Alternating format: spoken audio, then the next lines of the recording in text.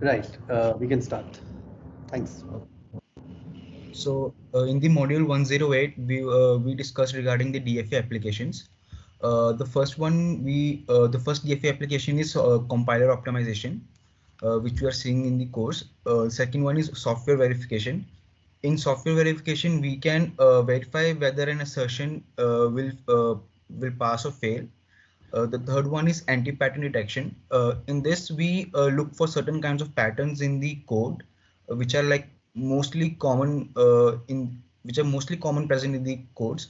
For example, if a malloc's return value is checked with the null pointer before dereferencing it, and so that basically doesn't lead to a segmentation fault. The fourth one is the code mobility, and this the example was given Berkeley packet filters. In this, we check for whether the code given by the website is like, can we run that code on our browser or not.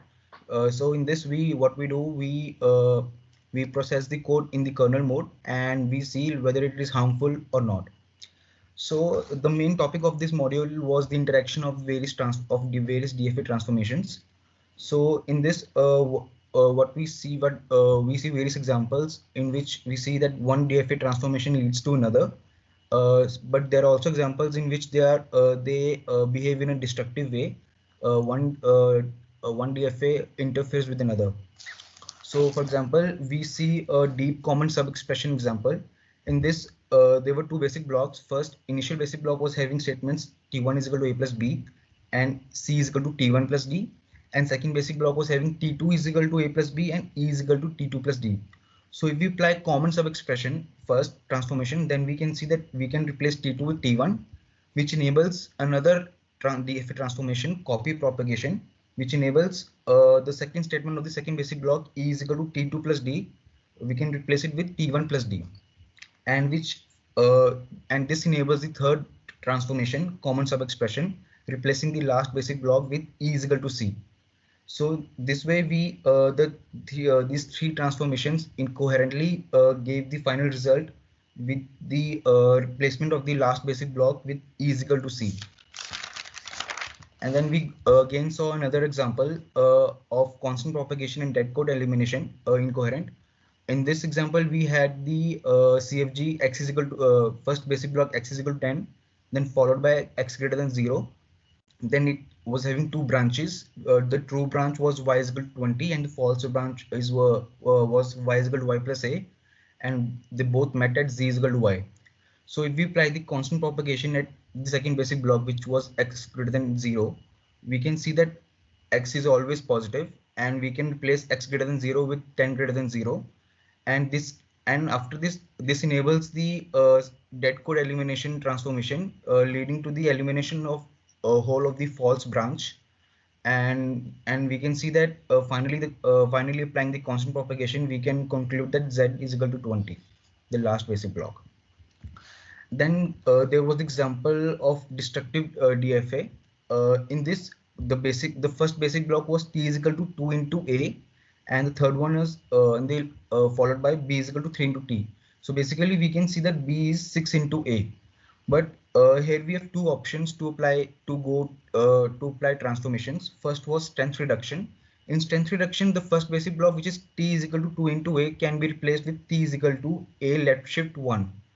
But if we do this transformation, we can't infer b is equal to 6 into a, because like to infer from this statement b is equal to 6 into a, it is a complex logic. And there was a second option we were having, which was constant folding plus dead code elimination, in which we will remove the first basic block and replace the final basic block b is equal to 3 into t with 6 into a.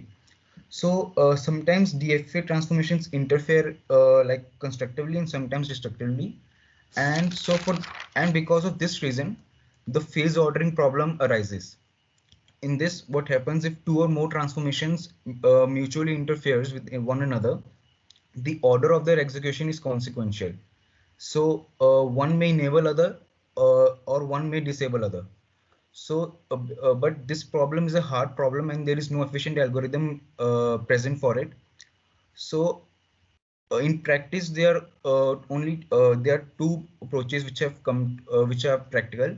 So first approach is that we have to somehow engineer the order of the transformations and in which order these transformations will happen.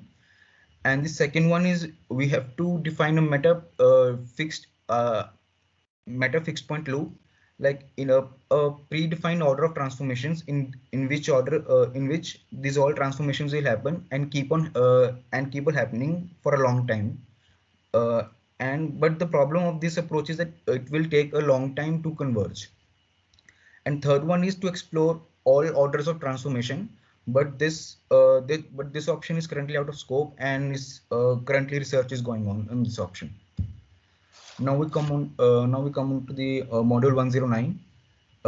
In this, we saw first the example.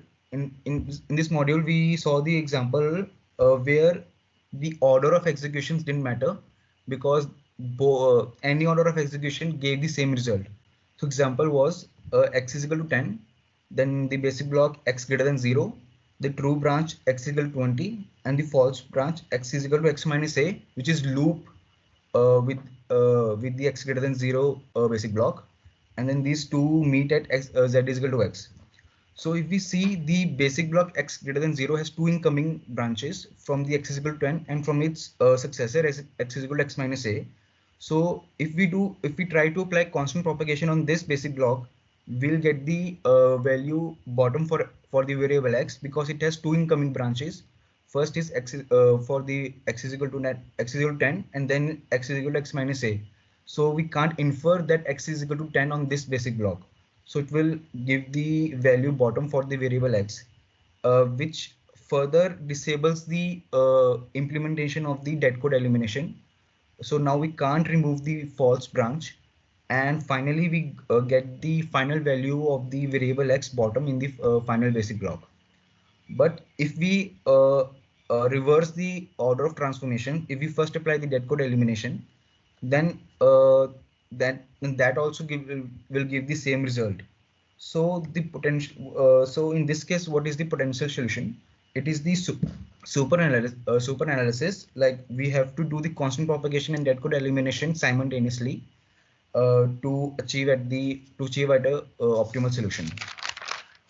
But what problem arises with the super analysis is that we have to take like there can be n combinations of pairs of transformations, and we have to consider that all.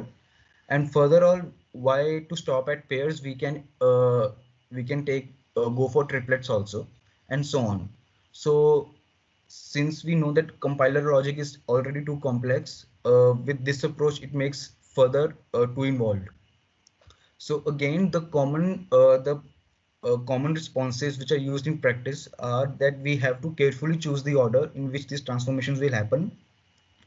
And but this option aims for the common case, like it solves for the 95% of the programs, and leaves and like it it uh, it tries to solve maximum of the programs, but it doesn't cover the whole set. And the second one is, as discussed in the past, as discussed previously, that we can use a meta fixed point loop that applies to all the transformations, and it keeps repeating on it. Like, there is a cost function attached to the program, and in every iteration that the cost associated with that program should reduce. So but there are two problems attached with this approach. The first one is that it takes too much of time to converge. The second one is that since there are parallel contributions and updates, to maintain the property that cost function reduces its cost in every iteration is difficult. It's difficult to maintain. So yes, these are the main two problems with this approach. That was the summary of module 108 and 109. Thank you. Yeah, thanks a lot. Anybody wants to summarize 110 and 111?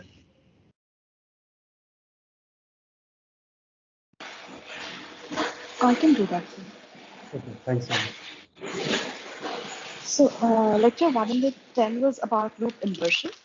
So I think we started with basically just talking about loops. So in general, loops are commonly present in almost all the code which is available. And the reason we try to optimize in loops is because most of the runtime is in loops. So optimizing loops will give us a lot of gains.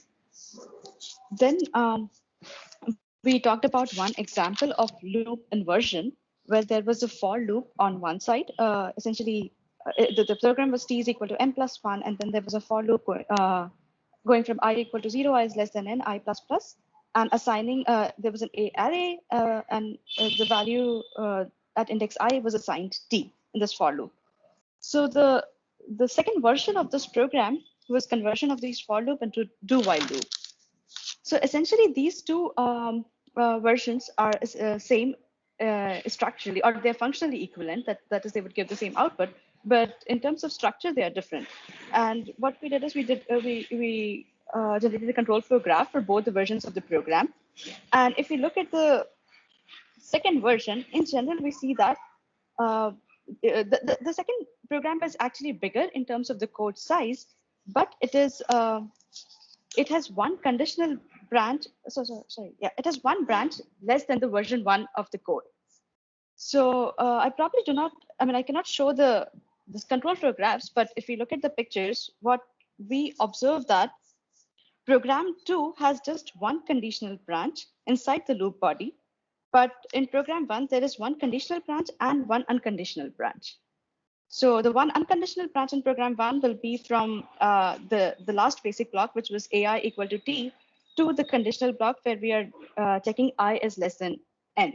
And this is actually an unconditional branch and not a fall through.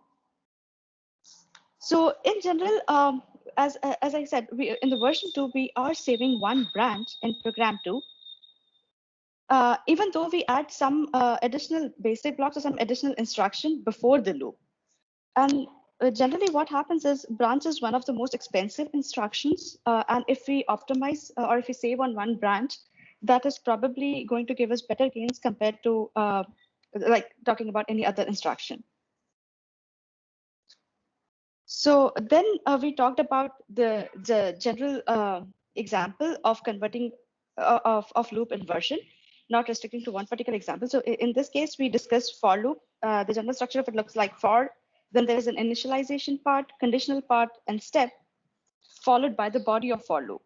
So the control flow graph would look like we start with a basic block having initialization in it. Then there would be a block with conditional statement followed by two edges. One will go to body, the second will go to exit, which is essentially if the condition is false, the program will exit. Then the body will have an edge to step, and then there will be an edge from step back to the condition basic block. So then we talked about loop peeling.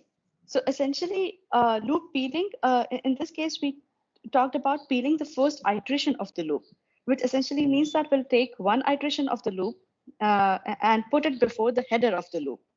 So what our control flow graph will look like is we'll have initialization block followed by conditional block body step, and then we will have conditional body step, and then an edge from step back to the condition. So essentially one iteration of the loop is put before the loop, and then we'll have the usual loop as it is.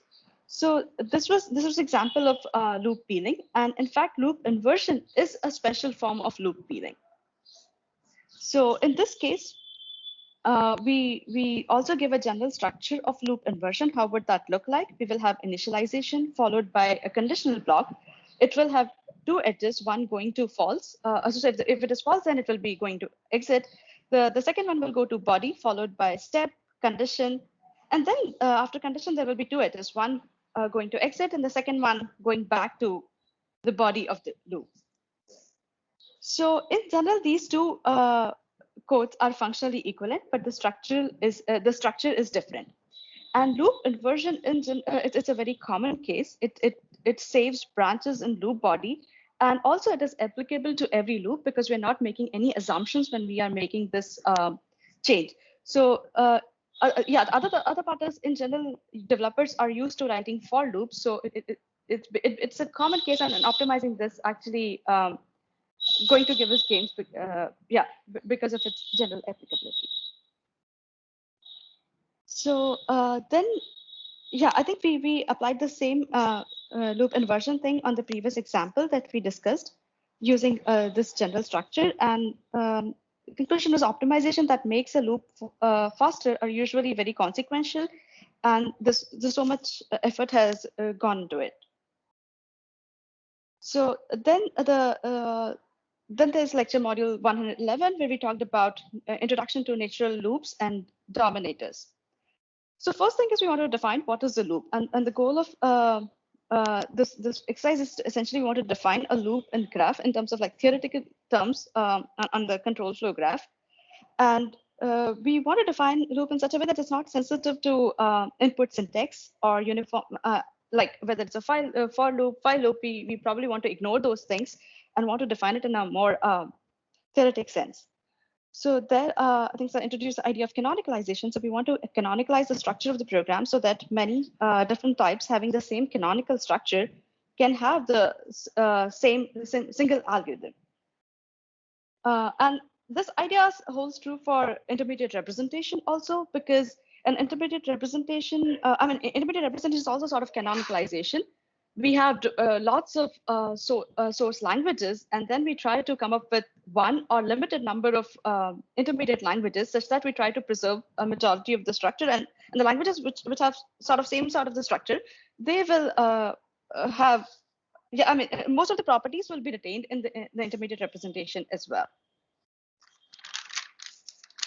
And the idea of that canonicalization is instead of doing optimization or any such thing on different source languages, we can just restrict ourselves to the limited set of intermediate representation of the languages. So the same thing we're doing for loops also. So informally, a natural loop has edges that form, we define a natural loop as something that has edges that form at least one cycle. And the second condition is it has a single entry point. So then we discussed an example where the program starts with a basic block B1. It has two edges going to B2 and B3. Then there are edges from B2 and B3 going to basic block B4, then edge from B4 to B5. After B5, there are three edges, one going to exit. The second one is a cycle going back to B4. And the third one is going back to B2. So in this case, we can start with two cycles. The first one would be starting from B4, B5, and then back to B4. So if we see that, if you look at these set of edges, if they complete a loop. Also, if you look at the entry of this loop, it is just single entry, which is B4. We cannot enter this loop from any other node other than B4. So even if we come at B5, it is essentially we are coming via B4. So there is only single entry to this loop. So hence it is satisfying the two properties, which is cycle plus single entry. It's a natural loop. The second example of the cycle was starting from B2, B4, followed by B5, and then back to B2. So in this case, it forms a cycle. But if we look at the entries, there are two entries to it. The first one is B2, where we can enter this loop. The second one is B4, because we can enter to B4, enter this loop body from B4 and then reach B2. So essentially, it is not satisfied, even though it satisfies the first condition, which is it has at least one cycle. It does not satisfy the second condition, which is of a single entry point. So this is not this is not a natural loop. And so essentially, we want to restrict our analysis, or we want to talk about these natural loops right now, because in general, it gives us nice structure and it is easier to analyze. The idea of single entry is because if we have multiple entries, then we will be jumping into the middle of the loop, and we do not want to do that. At least from the analysis point of view, I think the algorithms that we're going to discuss later will try to exploit the structure which has a single entry. So now, then talking about the practical experience, in general, most loops in common programs are natural loops. So this makes our life easy, because then we can exploit the single entry property, which will give us a nice structure. And since it is common, we will be able to optimize most of the programs which exist in practice.